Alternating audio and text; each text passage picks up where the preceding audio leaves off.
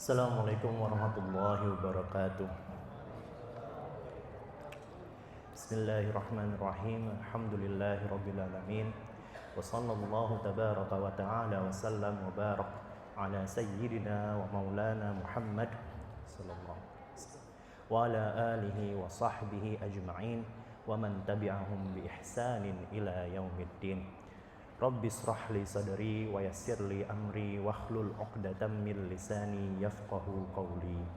Subhana la ilma lana illa ma 'allamtana innaka antal alimul hakim wa 'indahu mafatihul ghaibi la ya'lamuha illa hu wa ya'lamu ma fil barri wal bahri wa ma yanfudu min waraqatin illa ya'lamuha wala habbatin fi dhulumatil ardi wala ratbin wala yabisin illa fi kitabim mubin. Shadaqallahul azim wa ballagha rasuluhul karim wa nahnu ala dzalika minasy syahidin wasyakirin walhamdulillahi rabbil alamin wa ba'du.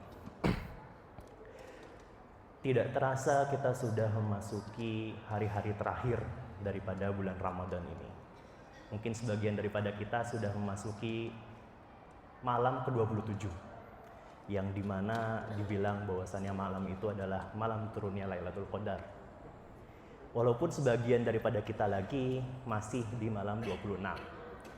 Tetapi walaupun itu 10 akhir daripada bulan Ramadan tetaplah istimewa. Dan itulah tetap kita harus kejar karena kita sebenarnya tidak mengetahui kapan Lailatul Qadar itu turun. Di malam yang mulia ini, saya ingin mengajak hadirin semua untuk menyimak, mendengarkan, meresapi sebuah kisah. Sebuah kisah yang sangat mengetuk hati. Sebuah kisah yang sangat sedih jika dibaca dalam-dalam. Sebuah kisah yang mengenai Nabi Muhammad SAW dan keluarganya. Kisah ini terabadikan dalam sebuah hadis di dalam Sahih Muslim, hadis ke-4000, hadis ke-4974, yang diriwayatkan oleh sahabat bernama Ubaidillah bin Abdullah bin Utbah bin Mas'ud. Beliau mendengarkan Sayyidah Aisyah bercerita tentang sebuah fitnah yang telah dikenai kepada dirinya, fitnah yang dilontarkan oleh orang-orang munafik pada saat itu.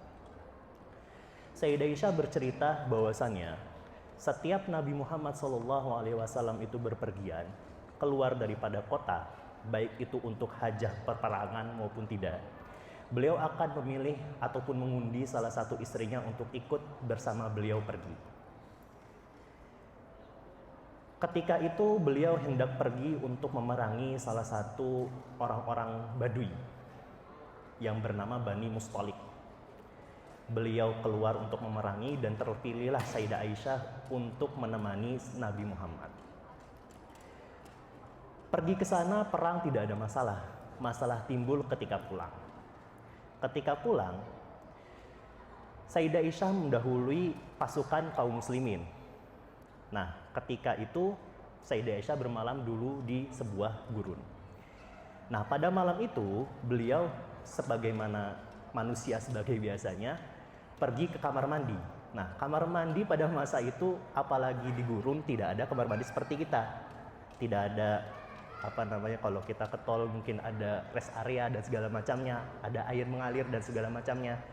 Pada saat itu beliau ke khola. Khola itu maksudnya gurun. Beliau ke gurun, menunaikan hajatnya, lalu kembali ke kemah. Nah, ketika sampai ke kemah, hendak masuk ke pikulnya itu, ke tendanya, beliau melupakan suatu hal. Ternyata kalungnya hilang. Diraba-raba, kalungnya hilang. Kalungnya ini dikasih daripada batu akik, daripada Yaman. Sangat berarti bagi beliau. Akhirnya apa yang beliau lakukan? Beliau mencari lagi, pergi ke tempat tadi beliau menunaikan hajatnya. Mencari dan ternyata ketemu. Tetapi ketika beliau kembali ke perkemahan, orang-orang muslimin yang pada saat itu bersama Sayyidah Aisyah telah pergi. Bahkan rombongan yang sebelumnya ada di belakang sudah pergi duluan. Karena malam-malam tidak ada penerangan, beliau mencari sebuah batu akik di tengah gurun. Bayangkan saja susahnya bagaimana.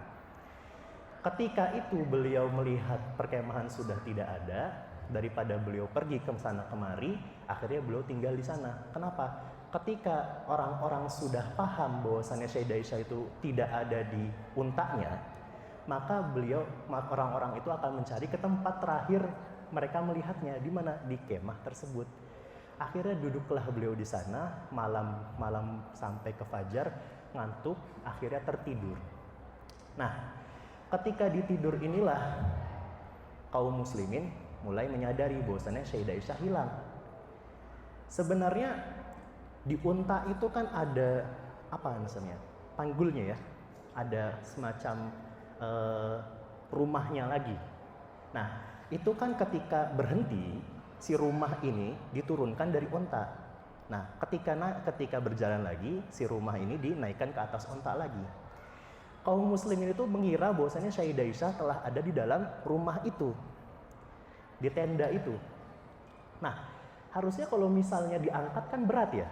Nah, Sayyidah Aisyah bilang bahwasanya orang-orang muslimin tidak ngeh kalau misalnya beliau ada di dalam, karena pada saat itu keluarga Nabi sedang kurus-kurusnya. Jadi kaum muslimin, oh ya sudah, memang sudah di dalamnya. Dan mereka itu tidak menegur, karena itu adalah kesucian. Nah, akhirnya malam sudah menghujung fajar, akhirnya datang seorang sahabat bernama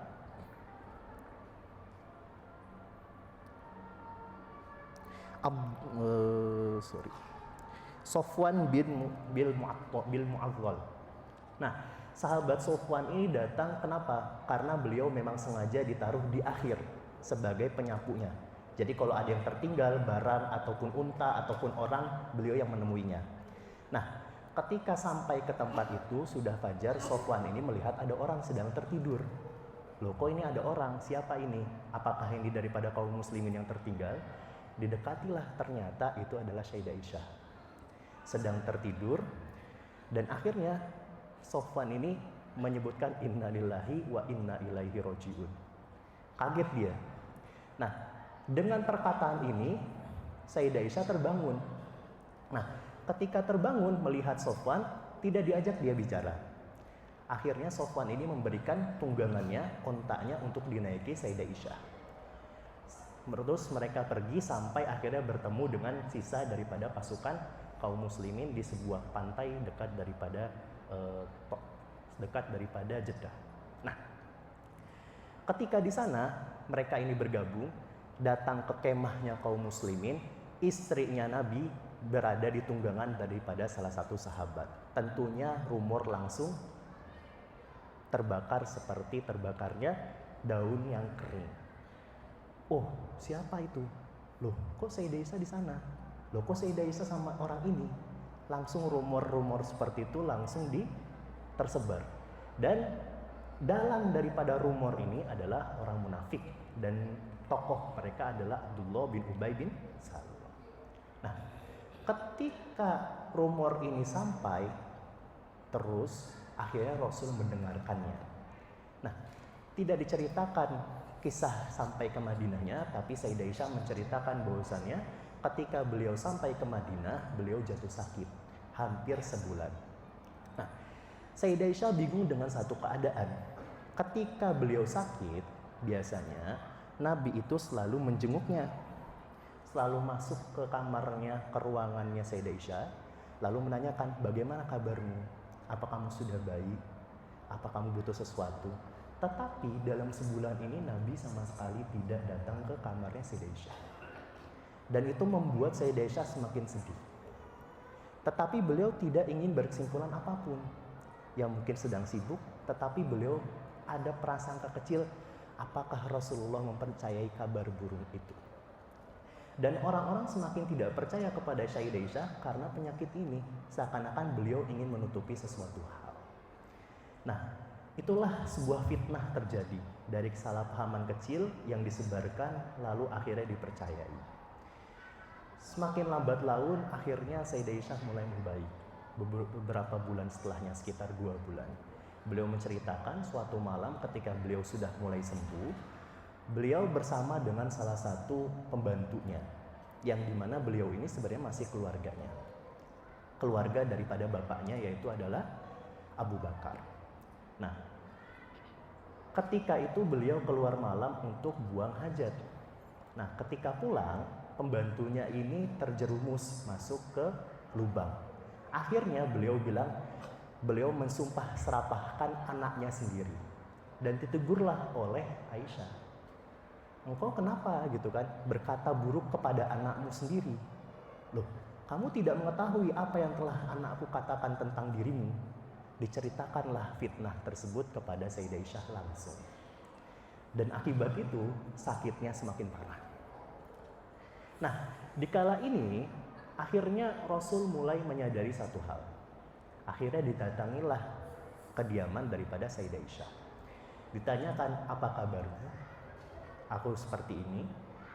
Lalu beliau bertanya, Sayyidah Aisyah bertanya kepada Nabi, apakah aku boleh bertemu kedua orang tuaku, yaitu adalah Abu Bakar dan istrinya. Dan dibolehkanlah oleh Nabi, lalu Sayyidah Aisyah pergi ke rumah orang tuanya. Ketika bertemu dengan ibunya, tangisan, kata Sayyidah Aisyah menceritakan kisah tersebut, beliau menangis dari pagi hingga fajar, sampai air matanya tidak ada lagi di matanya. Ibaratnya seperti itu. Saking kejernya nangisnya malam itu. Sebuah hal yang beliau pendam selama ini, sakit sampai sakit lagi. Sebuah fitnah yang besar. Dan Nabi seakan-akan mempercayai fitnah tersebut. Akhirnya beliau meluapkan di tangisan tersebut.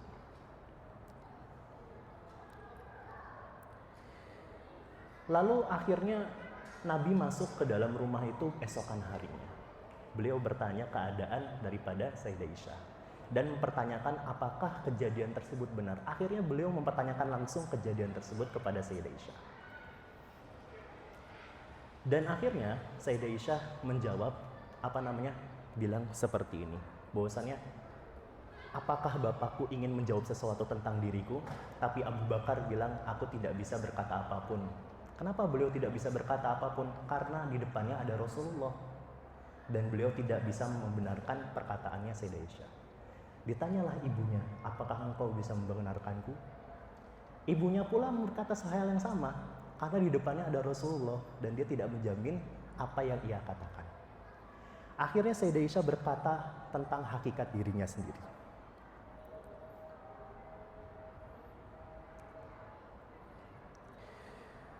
Jawablah. Beliau berkata, saya adalah seorang gadis yang masih muda dan saya tidak banyak membaca Al-Quran. Tapi demi Allah, sungguh aku mengetahui engkau telah mendengar berita ini hingga engkau merasa percaya terhadap hal itu. Itu keluh kesah yang beliau selama ini simpan di dalam hatinya. Bahwasannya seakan-akan Nabi mempercayai tentang fitnah tersebut terhadap dirinya. Lalu beliau berkata, sesungguhnya aku jauh dari perbuatan tersebut. Dan Allah Maha mengetahui bila aku jauh dari perbuatan tersebut. Akan tetapi kalian tidak akan percaya dengan hal itu. Jika saya mengakui bersalah kepada kalian, sedangkan Allah Maha mengetahui bahwasannya aku jauh daripada perbuatan tersebut, barulah kalian akan mempercayaku. Seakan-akan manusia ingin mempercayai apa yang mereka percayai. Seakan-akan ayahnya, ibunya, bahkan Rasulullah saat itu mempercayai rumor tersebut. Dan perkataan Sayyidah Aisyah walaupun ia membela dirinya tidak didengar. Ya sudah, terserah kalian. Kamu pengen percaya ya serah. Aku tapi berbilang bahwasannya diriku suci daripada hal tersebut. Akhirnya beliau membuat sebuah perkataan manis. Jika kalian seperti itu, aku cukupkan perkataan ayah Nabi Yusuf ketika dikhianati oleh anaknya sendiri. Fasbir jamil, wallahu musta'anu ala ma tasifun. Bahwasannya kesabaran pada saat ini adalah sebaik-baiknya dan keindahan. Dan Allah akan menolong orang-orang yang benar. Beliau melanjutkan, demi Allah, ketika saya mengetahui bahwa aku jauh dari perbuatan tersebut dan Allah Azza wa Jalla akan menjauhkanku karena aku jauh dari perbuatan tersebut, akan tetapi demi Allah saya tidak mengira akan turun wahyu pada perkaraku, dan sungguhlah perkaraku sangat remeh untuk firman Allah diturunkan. Saat itu sudah sekian bulan tidak ada sama sekali wahyu yang datang kepada Nabi. Bahkan sampai Nabi meminta pendapat daripada sahabat. Beliau bertanya kepada Ali bin Abi Thalib tentang pendapatnya tentang Aisyah. Dan Ali bin Abi Thalib berkata, kalau misalnya kamu ingin mengetahui hakikat daripada Sayyidah Aisyah, daripada istrimu sendiri, tanyailah pembantunya, tanyailah budaknya. Dan dipanggillah budaknya Sayyidah Aisyah ini, ditanyakan. Nabi bertanya kepada dia, apakah kamu mencurigai sesuatu daripada Sayyidah Aisyah selama beberapa bulan ini? Dan budaknya berkata, aku tidak sama sekali melihat keburukan di dalam dirinya Aisyah, kecuali ketika ia masih kecil, masih di rumah bapak ibunya, dia pernah sedang mengadoni tepung lalu tertidur. Saking lamanya ia tertidur, burung-burung memakani tepung tersebut. Hal yang sangat remeh, hal kecil saja, tidak ada sama sekali keburukan selain hal itu, katanya. Dan itulah yang membuat Nabi yakin terhadap perkataannya Sayyidah Aisyah ketika ditanya langsung. Oh iya benar, ia telah berkata benar. Dan sampai-sampai Nabi berdiri dalam mimbarnya, bahwasannya beliau ingin meminta pertanggungjawaban perkataan Abdullah bin Ubay bin Salul. Karena beliau pertama kali yang menuduh bahwasannya Sayyidah Aisyah telah berzina dengan sahabat Sofwan.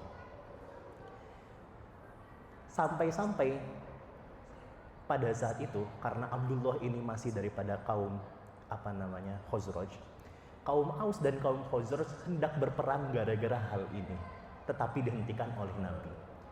Nah, pada saat itu malam, Nabi tidak keluar daripada rumahnya Abu Bakar, yang dimana di dalamnya ada istrinya dan ada Sayyidah Aisyah.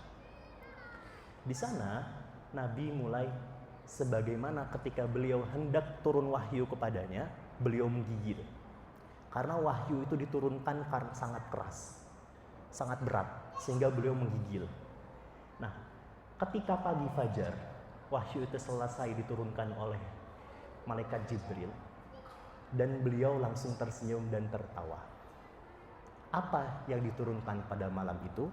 Diturunkan pada malam itu adalah surat An-Nur ayat 1 sampai ayat 11. Dan di akhir daripada ayat itu, di ayat 11-nya, berisikan bahwasannya Sayyidah Aisyah telah suci daripada tuduhan. Dan disitulah akhirnya Nabi yakin, dan akhirnya kesucian daripada keluarganya Nabi diraih kembali. Dan semua perkataan dan tuduhan sebelumnya adalah fitnah yang telah dibuat oleh orang-orang munafik pada saat itu.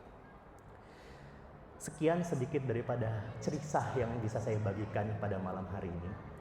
Semoga kita bisa mengambil hikmah, mengambil sedikit ibroh, mengambil sedikit buah daripada kisah singkat ini. Semoga kita di akhir bulan Ramadan ini mendapatkan sebuah Lailatul Qadar, hadiah terbesar itu. Semoga kita di akhir bulan ini mendapatkan kebahagiaan dan mendapatkan ampunan yang telah Allah janjikan. Dan semoga ketika kita mendapatkan Idul Fitri, kita menjadi suci kembali, menjadi putih kembali, menjadi bisa tersenyum ketika menghadap Allah ketika di akhirat. Wabillahi taufiq wal hidayah. Wassalamualaikum warahmatullahi wabarakatuh.